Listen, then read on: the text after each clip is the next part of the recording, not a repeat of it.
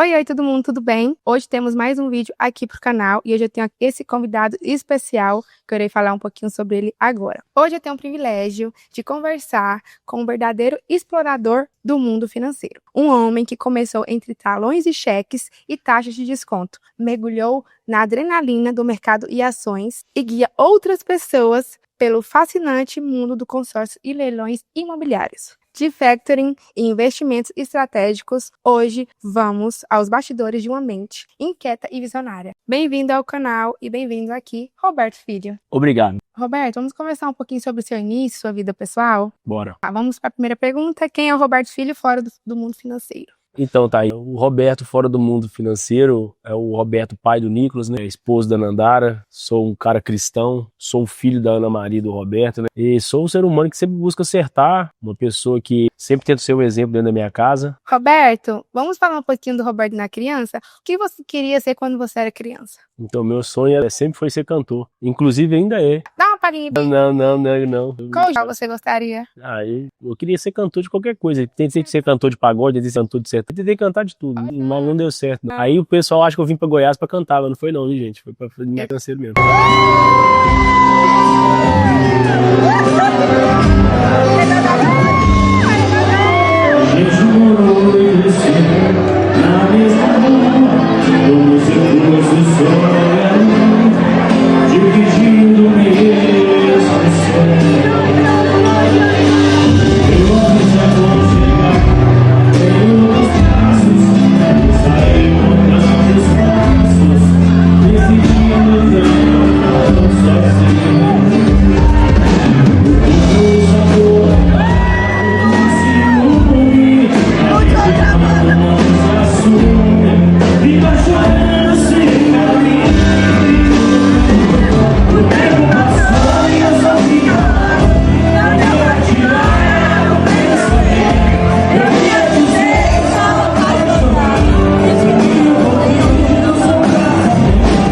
Roberto Carlos ou nada a ver, assim? Não, eu gosto de Gustavo Lima, Murilo Ruf. Então... E pagode, Thiaguinho. Boa. Roberto, vamos falar como você começou a ganhar seu dinheirinho.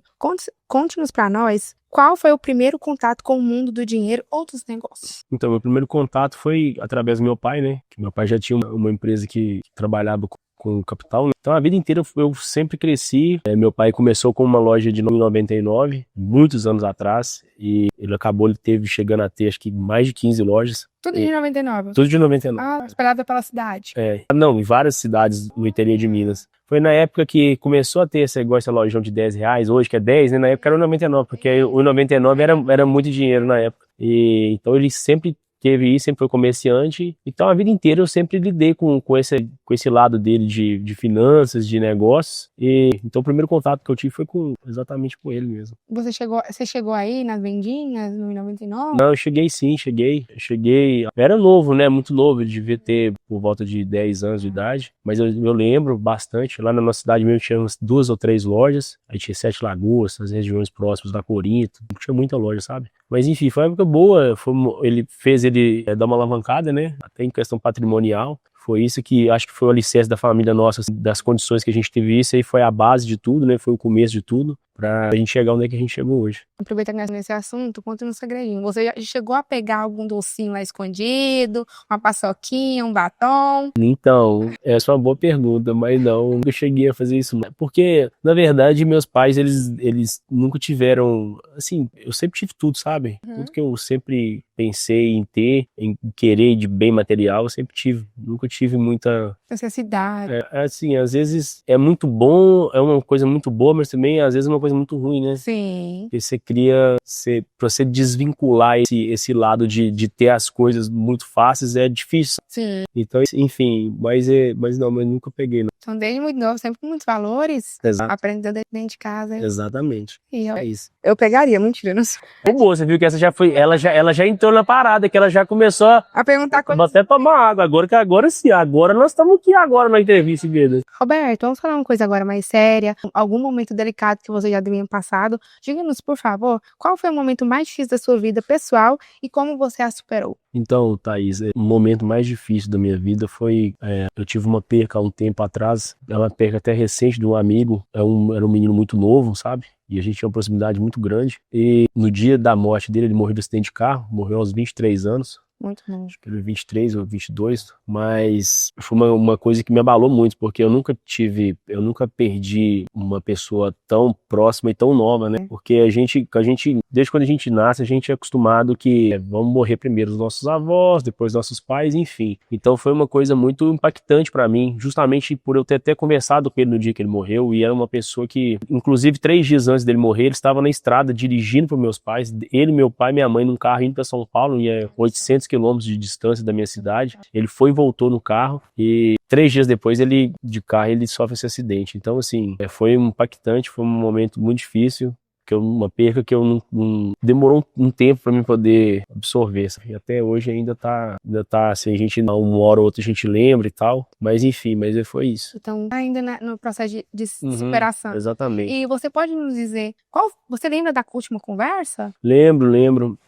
Meu pai estava indo fazer meu pai também mexia com cristal na época, e ele foi fazer uma feira de cristal na Alemanha, meu pai, né? E ele me ligou e perguntou se meu pai já tinha ido. E eu falei, nossa, meu pai tá indo agora. Aí tem uma conversa que ele liga pro meu pai entrando no avião para ir pra Alemanha, ele liga pro meu pai e combina com meu pai que no dia 2 de novembro, que era finados, 2 de novembro é finados, não é? 2 de novembro, finados, no feriado, eles iam voltar pra São Paulo, que ele tinha até conversado com a namorada dele e tudo. Meu pai, não, beleza, meu pai entrou no avião, a caminho da Alemanha, eu fico sabendo da notícia de madrugada, na noite, que eu dormi na madrugada, 3, 4 horas da manhã, fiquei sabendo que ele tinha falecido. Meu pai chegou na Alemanha, 10 horas da manhã. De lá? A última pessoa que ele conversou antes de entrar no avião foi ele. Aí na hora que ele chegou, eu liguei pro meu pai e falei, pai, você vai acreditar, o Lucas Peixoto morreu. Ele, o quê? Tá Meu bem. pai também ficou meio maquiado, enfim. Última ligação. A última ligação que meu pai fez antes de pegar o avião foi do Peixoto. E aí já chega no destino. Exatamente. Muito triste. E que história para você ter compartilhado. Espero que supere mais ainda, né? Chega de tristeza, vamos falar de coisa boa.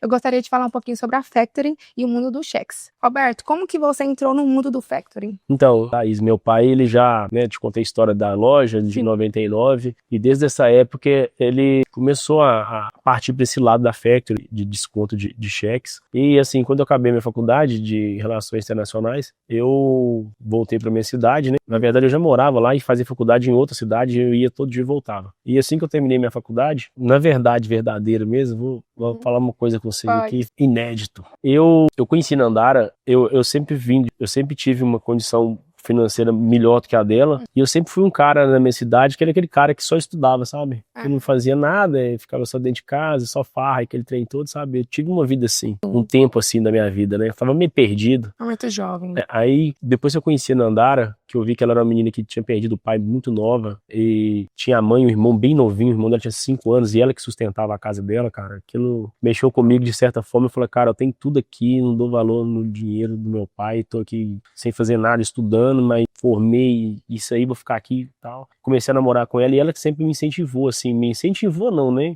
Abriu meus olhos daquela forma delicada, né? Falou, pelo amor de Deus, olha o que você tá fazendo e tal, você tem tudo na mão, você podia estar aí ajudando seu pai, você tá vendo que seu pai tá ficando velho e etc e tal. Então, assim, isso aí que me motivou, assim, mesmo, pra mostrar pra ela que eu tinha meio que um conserto, né? Tinha um jeito, que eu era um cara muito da farra, de negócio e tudo. Aí foi isso, cara. E nunca contei isso, hein? Então, isso aqui pra você, exclusividade. Que tem uma mulher... Exatamente.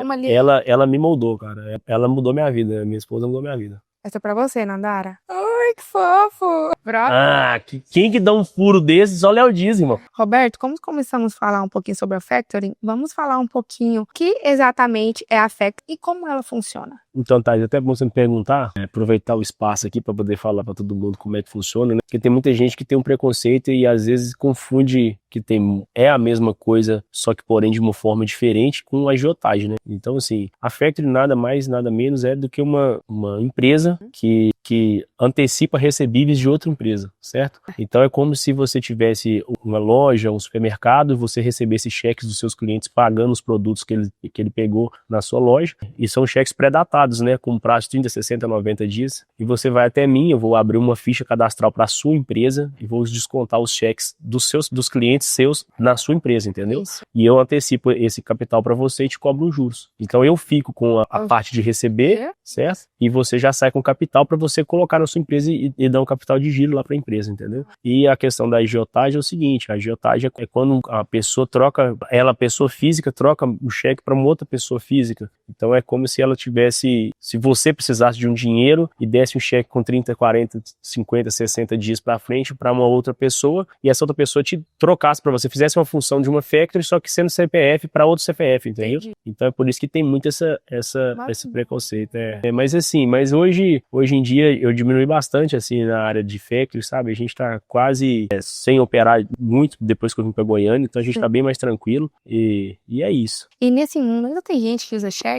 Então, tá, diminuiu bastante, mas eu posso te falar com toda certeza que é uma coisa que nunca vai acabar. Primeiro que no interior do Brasil tem muita gente que ainda usa cheque e que ainda quer usar cheque, que não adaptou a Pix, que não tem um celular, não sabe fazer uma transferência. Então isso vai acabar. E também tem muita gente ruim também, né, que eles vão continuar usando o cheque justamente para poder... exatamente. A minha visão de mercado de factory é isso. Então tem que tomar bastante cuidado. Não é um mercado fácil de mexer, entendeu? É um mercado bem cansativo, que te dá muito estresse. Você adoece muito rápido, é verdade. Você trabalha pouco, mas o pouco que você trabalha é muito, sabe? Que você tem que ficar cobrando e na linha de frente e tudo. Mas o cheque não vai acabar não, tão cedo, pode ter certeza. E você sabe, tem o pessoal ainda que tem aquele jeitinho brasileiro, você sabe fazer as coisinhas da maldade. Eu gostaria de saber de você alguma história curiosa ou perigosa com algum cliente ou cheque. Então, Thaís, tem várias, né? Teve uma certa vez que a gente tinha feito uma troca para uma empresa e a gente pegou um cheque de uma outra empresa. Na verdade, ou seja, essa empresa era cliente dessa outra empresa. E eu estava assistindo televisão, aí estava assistindo, passando jornal, e tava a empresa que eu peguei o cheque, que era o cliente da outra empresa, estava falando na televisão que tinha sido roubado os talões de cheque da empresa. Okay. Então eu fui informado que eu tinha sido enganado pela própria televisão, né? E junto com esse cheque tinha mais uns 5, 6 cheques que no final das contas quem tomou prejuízo sozinho fui eu. Então assim, já teve, isso aí é uma das histórias que a gente... O pessoal arruma jeito pra tudo, sabe? Eu imagino. Mas essa é uma história que não foi tão legal assim não, mas hoje é interessante, mas na época, rapaz... Eu imagino. Como tem toda essa malandragem por fora das pessoas, você consegue filtrar, conseguir fazer uma análise antes de fazer esse serviço? Então, Thais, consigo sim. Inclusive, a gente tem um sistema que se a pessoa tiver algum tipo de restrição, Serasa, SPC, protesto, eu já não pego o cheque, sabe? Então, além disso, eu analiso ainda o score da pessoa. Tem que ter um score acima de 550, 600 para me poder dar prosseguimento. Entendeu? Além da pessoa que é o emitente do cheque, a empresa também não pode ter restrição, sabe? Porque se a empresa tiver restrição nesse meio do caminho, por exemplo, ele já é meu cliente, eu já abri uma ficha cadastral para ele, mas ele aparecer com uma restrição após isso, mesmo ele estando com cheques bons, eu não consigo trocar justamente porque ele tem essa restrição. Claro, certinho. Roberto, vamos falar de um teminha que também você trabalha e eu acho que você gosta bastante, que é de bolsa de valores. Eu queria saber o que atraiu você para o mercado financeiro e o mercado de ações. Então, Thaís, eu até falei com você antes, o mercado de factory é muito arriscado, né? E na minha cabeça eu comecei a pensar, cara, eu tô num mercado extremamente arriscado que eu dependo das pessoas para me receber, né? Ou seja, eu dependo da honestidade das pessoas para me receber. Aí isso me deu um paradoxo na minha cabeça de mercado financeiro. Cara, então e se eu investir meu próprio dinheiro? Eu sempre quis ser day trade, né? Eu sempre achei bacana operar e ver gráfico, aquela coisa toda. Eu falei, cara, por que então que eu não aplico o dinheiro em mim mesmo, no meu conhecimento e opero o meu próprio capital, entendeu? Aí eu posso deixar um pouco aqui no equity e vou operar meu próprio capital. Então foi assim, aí sempre tive vontade de mexer com o mercado financeiro, justamente porque eu já mexo com a área de finanças, já sempre mexi com dinheiro, então assim, sempre quis saber, me interessar algo mais e eu queria operar para mim mesmo, eu mesmo queria fazer meu próprio capital. Isso é bom também, você estar ali sempre olhando. Exatamente. Inclusive já é o gancho da próxima pergunta. Como foi o seu treinamento ou processo de aprendizagem e investimentos? Então, na verdade, é até um dos motivos de eu ter até vindo para Goiânia, que eu conheci Goiânia através do meu mentor, né, do mercado financeiro, que chama Fabrício. Mais uma vez, Nandara entrando na minha vida, depois já tinha 5 anos que eu estava com meu pai, ela sabia que eu estava passando por um momento de, não que eu tava infeliz, mas eu tava estagnado, parado, eu tava acomodado, porque ali da minha vida, ia acabar minha vida ali na minha cidade mesmo, ia continuar com a minha vida ali tranquilo, porque eu sempre tive uma vida, assim, minha vida não tava confortável, eu tinha minha casa, ela já tava grávida do Nicolas já, não me lembro, acho que ela já tava grávida ainda, não sei, mas enfim, aí um belo dia eu recebo uma ligação no meu telefone do funcionário desse Fabrício, né? Ele falou assim: oi, é o Roberto? Eu falei: sim, do DD62. Aí eu falei: uai, quem tá falando? Não, aqui é fulano, sou amigo do Fabrício, eu trabalho pro Fabrício, uma coisa assim e tal. Eu falei: mas que Fabrício, gente? Eu falei: não, Fabrício Gonçalves do mercado financeiro. Eu falei: uai, mas você tá me ligando pra quê? Ele falou assim: não, sua esposa entrou em contato com a gente e tal, ela procurou pra você fazer uma mentoria e tal, PPP, papapá. Aí ele falou assim: não, sua esposa ligou e tal, você quer ter uma reunião com o Fabrício pra vocês conversarem sobre o mercado financeiro, ele vai te explicar, você vai fazer uma mentoria aqui de 3 dias aqui em Goiânia com ele, só você e ele. Eu falei assim: uai, gente, eu não tô sabendo disso não, que top. Ele falou: não, achei até muito curioso, que sua esposa que procurou e tal, é bacana, cara, não sei o quê. Eu falei: que presente, hein? Aí nisso, que visão também. No final das contas, eu vim fazer a mentoria com ele aqui, hoje é um amigo pessoal meu, depois disso eu trouxe mais pessoas pra fazer a mentoria com ele, hoje inclusive ele até mora em São Paulo, e aí ficou um cara muito próximo, eu fiquei muito amigo dele, amigo dos funcionários, dos meninos que trabalham aqui com ele, então, e conheci Goiânia, né? Ai, e apaixonou. Aí me deu o maior presente que podia me dar, que é morar aqui na cidade, que eu gosto demais. Você agradece bastante a Nandara, né, por esse... Mas a Nandara me deu dois empurrão na vida, né? 2 vezes, né? No começo e depois, quando ela falou assim, ele procrastinou aqui, agora já parou, aí baixou a energia, eu vou aumentar a energia dele de novo. Ai, que bom. Nandara tem um papel bem importante. Tem. Que marido, né? Porra, só fala da mulher nas entrevistas. Tá certinho. É lógico. Como eu sou um pouquinho meio leiga, inclusive essa pergunta eu mesmo quero fazer pra você, pra eu também entender um pouquinho melhor. Vamos lá.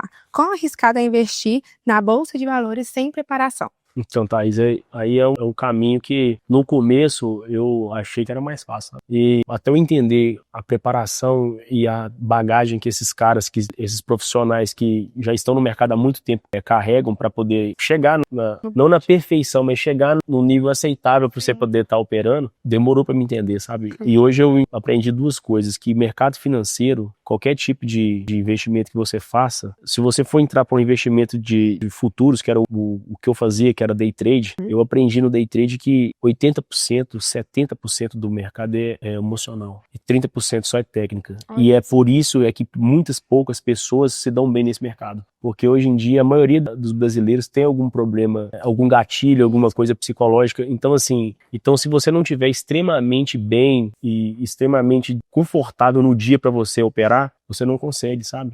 Você começa a perder, às vezes você sabe o que você está fazendo, mas o seu psicológico não deixa você prosseguir, você ganhar, então assim, eu na minha visão hoje de mercado financeiro, eu acho assim que a pessoa que ela tem que entrar, ela tem que estar bem estabilizada emocionalmente com a família, tem que estar conectada com a religião, acredito que ela tem que ter fé, sabe? Ela tem que estar com o espírito em paz, principalmente no day trade, sabe? Então assim, não é fácil. E sem ansiedade também, né? Não, cara, você nem imagina isso. O day trade só piorou minha ansiedade mais ainda. Eu sempre tive crise, eu era um cara ansioso e hoje já sou diagnosticado com crise de ansiedade e transtorno do pânico, justamente por conta de bolsa de valor, de day trade, daquela adrenalina toda que cara, no começo eu ganhei muito dinheiro, muito rápido. Aí você pensa... Aí você acha que o mundo é só aquilo, aí depois você só começa só a descer, por quê? Porque quando você perde, você não aceita perder. Não, você quer mais. Você quer mais e mais.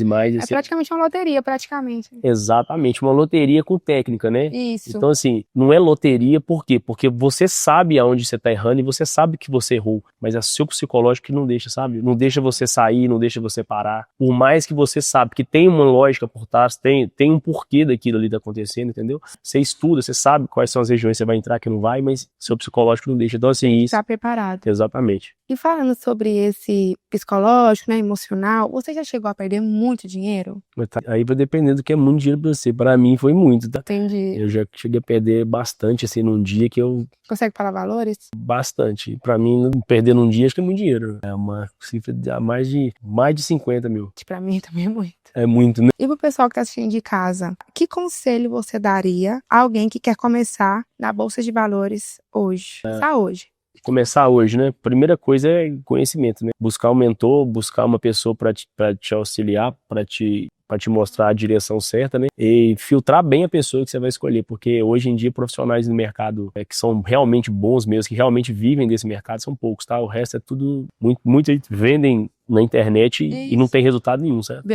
Vejo bastante no Instagram, Pois é. a bio, né, com os gráficos. Exatamente. Então você tem que filtrar bastante realmente quem vive de mercado, quem realmente ganha dinheiro com isso de verdade, né? Não fica fantasiando então com um gráfico fake lá para você achar que o cara tá ganhando dinheiro. Então assim, a primeira coisa é essa. De tudo na vida, eu acho que você sempre tem que ter um mentor. Sim. Eu acho que um mentor, uma pessoa para te instruir, que já fez uma coisa que está validada e que deu certo, você sempre tem que ter essa pessoa na sua vida, assim, para qualquer área que você tiver. Verdade. Então, a primeira coisa é essa, eu acho. Mentoria. Vamos deixar um pouquinho Bolsa de Valores de lado, vamos falar um pouquinho de consórcio, que inclusive ainda tá muito, acho que sempre foi em alta, não é não, Roberto? Mas vamos para a primeira pergunta. O que exatamente é um consórcio e como ele funciona? Então, tá, consórcio, na verdade, nada mais é do que surgiu como um grupo de pessoas que se juntaram para poderem juntarem dinheiro. Então cada um todo mês dava ali uma quantidade de dinheiro, um grupo, né? Então cada mês um era contemplado com esse dinheiro. Então era uma forma das pessoas juntarem dinheiro, né? De uma forma inteligente, né? Juntarem, às vezes, para não deixar o dinheiro na conta ou gastar, colocava o dinheiro ali, juntava e no final de cada mês, cada pessoa era contemplada. Então, e quando é que você decidiu trabalhar com consultoria de consórcio? Então, na verdade, é um ramo bem recente que eu tô atuando agora. Justamente por eu já estar envolvido bastante em relação a factory, em relação a dinheiro e finanças, eu comecei a ver no consórcio uma oportunidade grande de dinheiro barato, sabe? Então, assim, na minha cabeça, o consórcio hoje serve como uma forma de alavancagem patrimonial, uma alavancagem de dinheiro muito grande. Por quê? Porque às vezes você tem uma casa, um bem quitado, um carro, e você tá andando em cima do dinheiro sem perspectiva nenhuma de retorno sobre aquilo, entendeu? Então acho que tudo que a gente tem hoje, a gente tem que tirar o maior proveito de recurso daquilo que a gente tem. Então assim, e quando eu comecei a fazer conta, vi a taxa que você paga, na verdade, do consórcio, você paga só uma taxa administrativa. Então você já tem o valor final dos juros que você paga durante o período que você obter aquele bem, né? Então assim, na verdade, eu trabalho mais na frente de alavancagem mesmo de patrimonial. Então, ou seja, eu pego uma pessoa que tem algum bem quitado, algum carro, alguma casa, faço umas cartas de consórcio para essa pessoa, faço todo um estudo com uma previsibilidade de contemplação. Eu nunca posso afirmar que eu vou contemplar, porque isso não existe, não tem como eu garantir nada, mas baseado no estudo, a gente passa para a pessoa já previsibilidade e com a taxa de juros que você já vai saber o que você vai pagar, na verdade, a taxa administrativa. Então, acaba que é um dinheiro que sai barato, entendeu? Sim. Então, assim, a pessoa pega aquele dinheiro e pode ou aplicar na própria empresa ou abrir um outro negócio e o próprio dinheiro que você vai tirar do seu bem, você consegue pagar a parcela do seu bem e sobrar mais dinheiro pra você, entendeu? Então você começa a alavancar e fazer um patrimônio cada vez maior. Isso. Boa.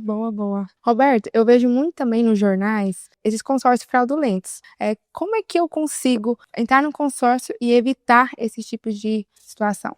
Então, Thaís, eu vou falar por mim, né? Porque, como eu te falei, tem muito pouco tempo que eu tô nesse ramo de consórcio. Hoje eu represento uma empresa onde eu fui na sede da empresa, né? Eu conheci o dono da empresa. Então, assim, isso me passou uma credibilidade muito grande, que é o consórcio Roma lá em São Paulo. Então, assim, eu acho que tudo que... É óbvio que nem todo mundo vai poder ter esse acesso ao dono da empresa de consórcio, mas basicamente eu acredito que a primeira coisa que a pessoa tem que fazer para achar uma empresa de consórcio, assim, que vai fazer sentido, ela tem que ir no Reclame Aqui. Eu acho que é o principal site hoje que você consegue ter esse parâmetro. E também conectar com outras pessoas, às vezes, que já fizeram, que deu certo e que foi contemplado. Então, hoje eu posso afirmar que eu estou numa empresa muito séria, muito boa, porque não foi pessoas que me falaram, além do Reclame Aqui ter uma nota muito alta, eu ainda conversei com o dono da empresa, então isso me deu uma credibilidade muito grande para mim poder vender uma coisa que eu tenho que acreditar nessa coisa e eu tenho que estar validada para mim, entendeu? Então hoje eu tô numa empresa muito boa, mas assim, para as pessoas que não sabem, eu tô com alguma desconfiança, é só entrar no Reclame Aqui, né? Agora quem tiver interesse também, Roberto, eu acho que inclusive deve ser pouco falado, mas vamos falar um pouquinho. O consórcio também atende quem já tem dinheiro em mãos? Então, Thaís, atende sim, e inclusive atende muito bem. A maioria dos meus clientes, na verdade, ou eles têm o dinheiro em mãos, ou eles têm o patrimônio, né? Ou então ele tem os dois, que aí é o melhor ainda de tudo. Por quê? Porque a pessoa que ela tem o dinheiro, ainda tem o patrimônio, por exemplo, você quer levantar um dinheiro em cima dessa casa aqui. Então a gente vai começar, nós vamos fazer um estudo pra gente poder contemplar as cartas. Você ir, por exemplo, essa casa aqui vale R$1 milhão, te dar um exemplo. Nós vamos fazer 10 cartas de 100 mil. Entendi. Entendeu? Então a gente tem planejamento aí de uns 12 meses para contemplar uma carta dessa por mês. A pessoa que ela tem o dinheiro, a gente consegue embutir o dinheiro num lance livre e consegue acelerar ainda mais o processo, sabe? Então assim, a gente vai dar um lance lá de 60%, 70% do valor da carta. A gente dá um lance de 50% embutido e a pessoa dá mais 20% de próprio recurso. Quando ela contempla a carta, o dinheiro volta para ela. E ela faz isso na outra. Então ela contempla a carta, as 10 cartas um mês após o outro e levanta o capital mais rápido, sabe? Vamos falar no assunto que ele mais gosta de investir e trabalhar. Vamos falar um pouquinho sobre leilões de imóveis. Roberto, conte isso para nós. Como você entrou no mundo de leilões imobiliários? Então, Thaís, lembra que eu te falei do consórcio, da alavancagem patrimonial? Só que aí veio a pergunta de muita gente: e o que eu vou fazer com o dinheiro? Vou pegar o dinheiro para fazer o quê? Aí apareceu o leilão na minha vida, leilão imobiliário na minha vida. Porque a maioria das pessoas hoje em dia, que tem um imóvel quitado, que tem um bem quitado, já tem uma empresa, ou então já é um profissional autônomo que não tem empresa, por exemplo, médicos, advogados. Então, não são pessoas que são empresários, que têm empresas grandes. Então, para elas levantar um capital em cima de um bem quitado que elas já têm, não faz sentido, porque elas vão pagar uma parcela e não vão fazer nada com o dinheiro. Aí é que entrou o leilão de imóveis na minha vida, porque eu vi que a margem de lucro de um leilão, de um bem, um imóvel no leilão é muito grande, sabe? Então eu podia oferecer para o meu cliente as duas opções, entendeu? Além dele poder investir comigo também no mercado financeiro, eu oferecia esse do leilão, por quê? Porque é uma quantidade de lucro, uma porcentagem de lucro muito alta em relação a um imóvel. E chega a lucro, a taxa de 50%, 70% de desconto, chega até 70% de desconto, assim, de você comprar uma casa ou uma sala comercial, enfim. Então, eu comecei a ver no leilão uma oportunidade de alavancagem patrimonial muito grande para o meu cliente. Então, eu posso oferecer para ele esses dois produtos para ele poder iniciar nesse mercado e realmente fazer uma alavancagem, né? De uma casa, ele comprar uma, dessa uma ele comprar mais uma. Com o dinheiro de uma casa, ele consegue, às vezes, alavancar 5, 6 casas iguais a dele, entendeu? Entendi. Com apenas uma alavancagem que ele fizer. Olha só. Roberto, vamos supor que eu quero ir hoje no leilão com você. O que uma pessoa precisa saber antes de comprar um imóvel em leilão? Então, Thaís, são várias coisas que a pessoa precisa de saber. Assim, parece fácil, mas não é. É fácil, mas não é simples, sabe? O processo todo até do pré-leilão, do leilão e do pós-leilão é um processo que demanda um certo conhecimento. E hoje a gente trabalha com um advogado, que é um sócio nosso na operação, que chama Tomé, né? Inclusive chama Leilões com Tomé. Esse Tomé, ele é um advogado lá de Recife, ele tem um escritório grande lá em Recife, que ele trabalha só com essa parte de leilão. Então, assim, a gente hoje presta uma assessoria de leilão para a pessoa. Então, assim, quem está iniciando agora, a gente cobra uma taxa e a gente faz todo o processo para a pessoa, inclusive arrematar o imóvel para essa pessoa, se ela não quiser participar do leilão, a gente faz tudo. Desde do pré-leilão, o leilão e o pós-leilão. Então eu faço tudo com você, até a entrega das chaves. A gente entrega a chave do seu imóvel liberado para você poder fazer com ele o que quiser, entendeu? E assim, qual que é a vantagem disso? Tem muita armadilha no leilão, tem muito leiloeiro falso, tem muita casa que tá lá no leilão, mas que tem muita dívida em cima dela, que você não sabe, só você lendo no edital, só um advogado que tem que entrar no processo para saber realmente se aquela casa é só aquilo que ela deve mesmo, entendeu? Então assim, a gente dá toda essa segurança para quem tá querendo começar no mercado de leilão. Então é um produto muito, muito top, muito bacana, porque às vezes a pessoa não tem nem tempo de participar do dia do leilão, não quer participar, a gente faz, exato, a gente faz um estudo todo, né? Você quer o quê? Qual é o valor que você quer investir? Como é que funciona? A gente faz toda uma pré-seleção, os imóveis que vão estar disponíveis, você vai escolher, a gente vai entrar no dia e fazer a arrematação. É muito massa. Top. Então você vai assim despreocupado, só vai. Só se você quer começar, você vai falar quero. O resto a gente faz. Gente, caso eu queira iniciar com um leilão, qual é o valor mínimo que você me aconselha eu ter no mínimo? Então tá, eu acredito que hoje em dia qualquer valor você pode iniciar no mercado de leilões. Obviamente que no leilão de imóveis eu acredito assim que até uns 5 mil reais, assim, já é um valor, porque inclusive já arrematamos casas por 17 mil reais e dando 25% de entrada e 30 pagamentos parcelados. Então, Quero ir hoje. É verdade. Vamos. Então, assim, eu acredito assim, cara, com qualquer valor, eu acho que a pessoa.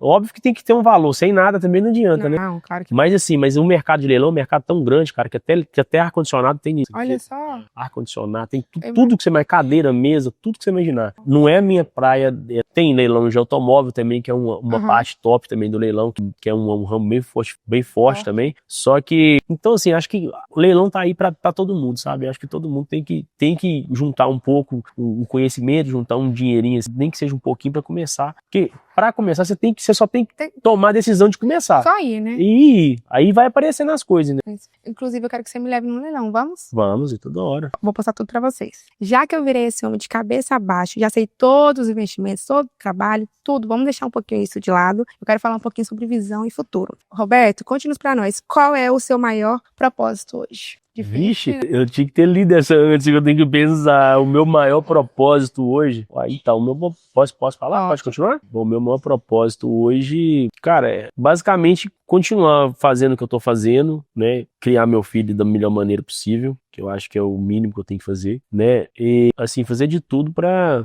gente construir raiz aqui em Goiânia, que é uma cidade que eu gosto muito, e assim, eu criei um vínculo aqui em Goiânia muito grande com a cidade em si, com as pessoas, eu gosto demais daqui, então é um propósito de vida meu continuar aqui, permanecer aqui em Goiânia, né? Nandara quer ter mais um filho, mas eu tenho um pouco de receio disso. Mas enfim, mas é isso, é continuar aqui, continuar fazendo o que eu tô fazendo, né? Conectando com as pessoas que estão conectando, e acho que o meu propósito de vida meu é isso mesmo, é basicamente constituir raiz aqui em Goiânia. Sim. Roberto, você com tantos trabalhos, tantas profissões, gostaria de saber um pouquinho de você, como você define o dinheiro em sua vida? Thaís, é uma pergunta complicada, né? Porque a única matéria-prima que eu já vendi na minha vida foi dinheiro, né? Então, antigamente eu tinha uma visão mais distorcida de dinheiro, né? Pra mim, dinheiro era tudo. E hoje eu já não tenho mais essa visão, né? Porque eu vi que o dinheiro compra tudo, mas tem muita coisa que o dinheiro não compra, né? Depois que eu me mudei pra cá, principalmente, eu comecei a ter umas coisas, passar umas coisas na minha cabeça que a gente vive de uma forma... Pode chorar. Todo mundo parou pra escutar ainda. Eu passei por umas situações há um tempo atrás, inclusive é uma coisa que eu vou comentar com vocês aqui. Eu não tinha religião, assim, muito bem específica na minha cabeça, sabe? Eu sempre fui católico, mas eu nunca fui na igreja, então eu era um cara muito afastado de Jesus. E em novembro desse ano, Nandara de novo, me levou para um tal de Legendários, você sabe o que é. Junto o pessoal sobe uma montanha, uma parada que eu achava mó escrota. Que eu falava, porra, eu não gosto nem de mato, velho. Imagina subir com um monte de homem, ficar no meio do mato. Eu odeio mato, velho.